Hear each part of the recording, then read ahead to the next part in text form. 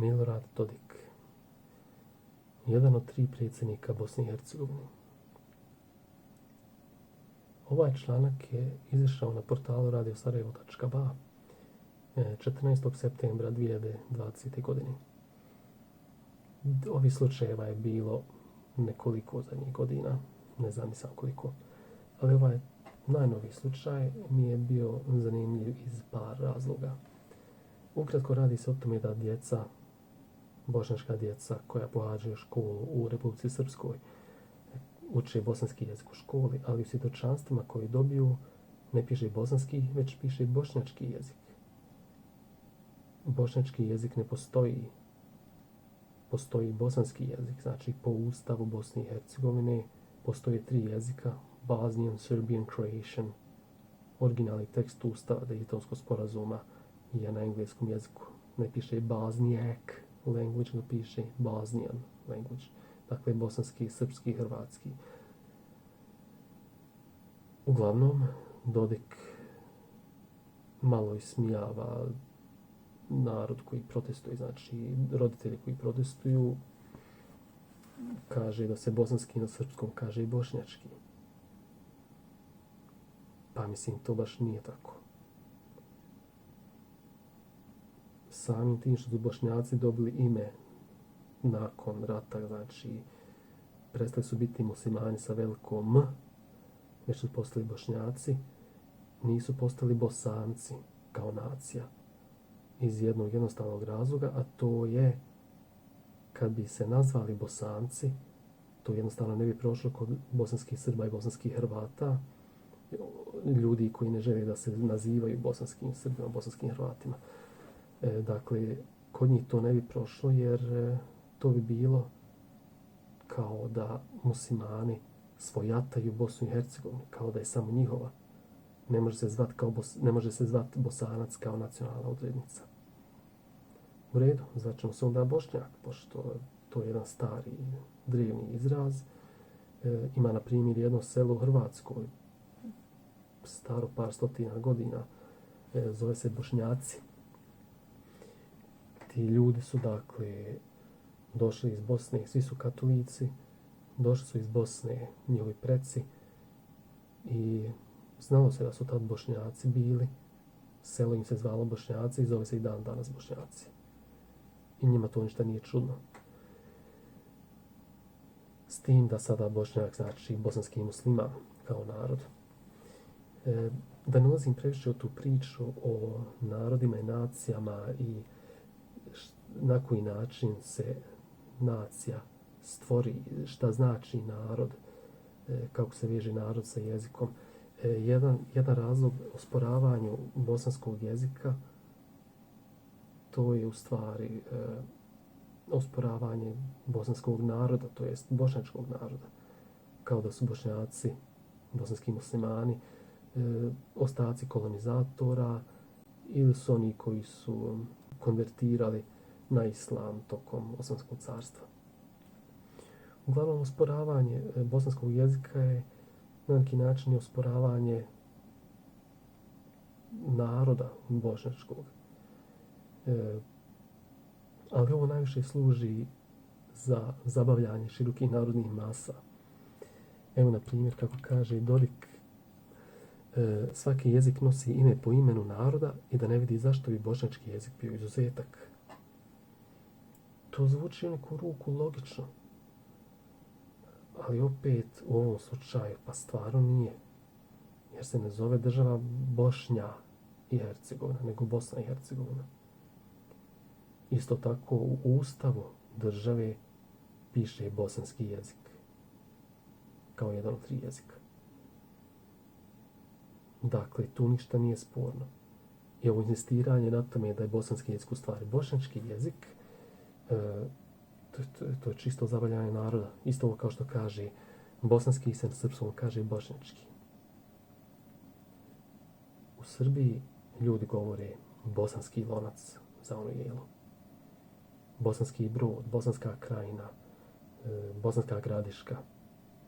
Ne kaže se bošnjački lonac, bošnjačka Gradiška, bošnjački Brod. Vrlo jednostavno.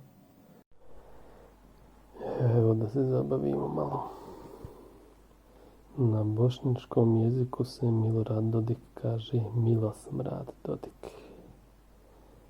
Na bošnjačkom jeziku se Milorad Dodik kaže Milokrad Dodik. Mada ja mislim da je to i na srpskom jeziku. Elem, nebitno. Ovo zabavlja široke narodne mase. Kaže Dodik, nametanje naziva jezika bosanski je nastavak politike asimilacije svih u BiH na šta mi ne pristajemo. Onako kako ne postoji nacionalna odrednica Bosanci, tako ne postoji ni bosanski jezik. Meni nije jasno zašto se ljudi uporno odriču svoje Bosne i Hercegovine, svog bosansko-hercegovačkog identiteta. Pa zar nisi već asimiliran u Bosnu i Hercegovinu kroz vijekove, kroz vjekovno postojanje u toj državi? Ovdje se radi o svjesnom otuđivanju jednog autohtonog bosansko-hercegovačkog naroda od njihove Bosne i Hercegovine. Mislim, to nacionalistima ne predstavlja ništa, dok imaju Srbiju, to njima dovoljno. Srbija do Tokija, nema veze. To važi za sve nacionaliste. Nije bez razloga hrvatska šestorka osuđena i za progon sopstvenog naroda. Znači, propagandom su selili svoj narod iz Srednje Bosne, Hrvate, da bi nastanili Čapljinu, Stolac i tako dalje, u napuštene muslimanske kuće. Oni koji nisu dobrovoljno otišli, primorani su bili da napuste. Na primjer, iz Vareša su tjerali sopstveni narod. Isto je tako Momčilo Krajišnik lično više manje odgovoran za progon 150.000 Srba iz muslimanskog Sarajeva, kako su to tada nazivali. To što ne postoji nacionalna odrednica Bosanci, i to ima svoju istoriju, svoje razloge. Jedan od najvećih razloga je to što Srbi i Hrvati u Bosni i Hercegovini, prijetežno svakako generalno, nisu željeli da odjednom postanu Bosanci. Oni su Hrvati, odnosno Srbi. Ne mogu biti Bosanci. A kad bi se bosanskim muslimanima dalo ime Bosanci, onda bi na neki način izjednačili njih sa Bosnom i Hercegovinom i kao Bosna i Hercegovina bi bila samo njihova. Znači, djeca koja idu u školu ne mogu da imaju u svojim svjedočanstvima upisan svoj sopstveni jezik. Kakve to posljedice ostavlja na njihovo daljnje školovanje, to ne znam. Da li moraju imati bosanski jezik specifično da bi upisali gimnaziju ili fakultet?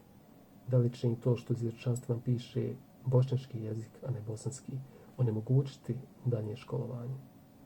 Jer ako je to tako, onda je ovo veći problem nego samo ovo zabavljanje naroda.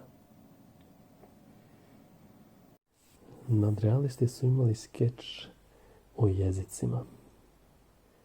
Čitali su rečenicu ja čitam na srpskom, hrvatskom, bosanskom, hercegovačkom, crnskom i gorskom jeziku. I onda su imali prilog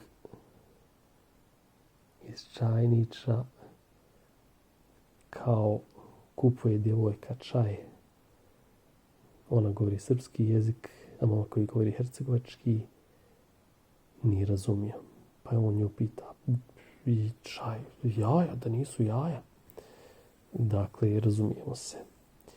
To je sve jedan jezik, međunarodne institucije, razne druge države.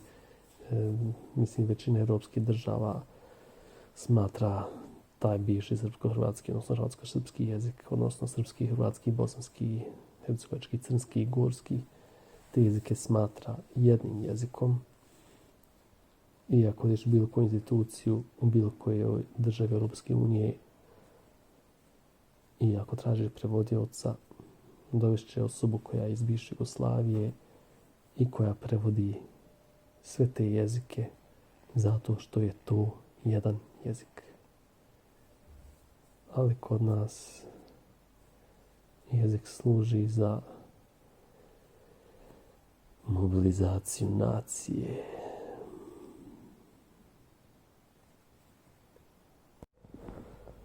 To osporavanje bosanskog jezika služi za osporavanje Bosne i Hercegovine.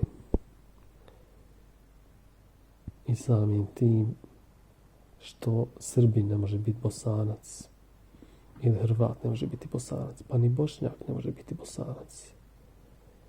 Samo to znači da nema ni Bosne i Hercegovine. A to nekima paše. Najviše paše onima koji nas vode 30 godina već i pljačkaju nas sve to vrijeme, a mi uporno za njih glasamo. Pa šta će očekivati više od polupismenog glupog naroda? Šta drugo očekivati nego da narod jasno, glasno i svjesno ustane da kolje onog drugog i da gine za onog svog pljačkaša. Samo glupog čovjeka možeš navesti na to. I to zabavljanje narodnih masa osporavanjem postojanja bosanskog jezika ili Bošnjaka kao naroda. Vi ste Srbi, vi ste Turci ili šta god. To jednostavno služi za mobilizaciju ovih svojih protiv njih. Jer ako toga nema, političari koji nas pljačkaju već 30 godina, oni će da vise iz bandera. Znači, bolje da se narod međusobno kolje, pa nek bude krvi do koljena, samo da nama, političkim vođama tih naroda, ne fali dlaka z glave, a imamo pun džep. Eto, to je suština toga. I zato djeca ne mogu da pohađaju bosanski, nego mogu da pohađaju bošnjački jezik. Naravno, u nekim kantonima federacije djeca srpske nacionalnosti ne uče srpski jezik, nego se to často piše jezik srpskog naroda. I to je pogrešno. Nema što nije pogrešno u državi koja je slučaj.